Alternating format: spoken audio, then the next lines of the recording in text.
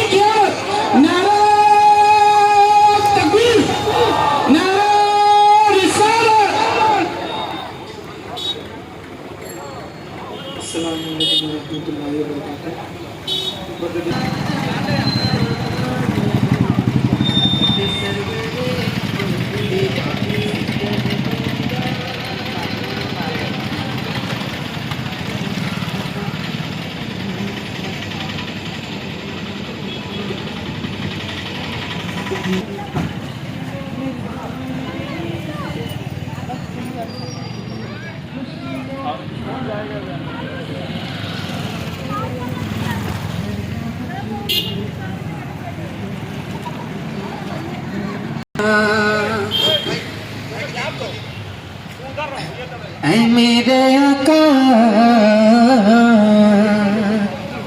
ऐ मेरे मौला, सुभान अल्लाह, सुभान अल्लाह, ऐ मेरे